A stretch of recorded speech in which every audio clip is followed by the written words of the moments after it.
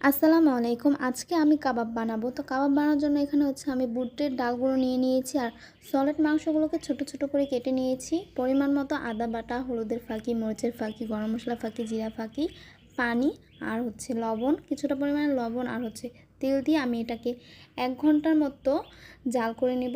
তো এটাকে আমি ভালো মতো 1 ঘন্টা জাল করে নিতে হবে।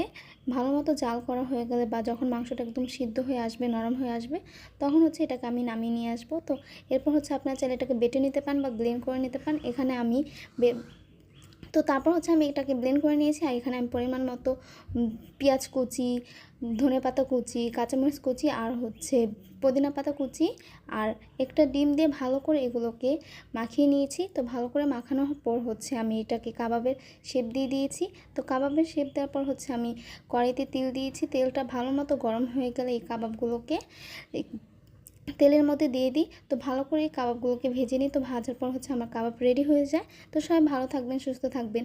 আল্লাহ হাফেজ। আসসালামু আলাইকুম। আর ভালো লাগলে অবশ্যই কমেন্ট করে বলবেন।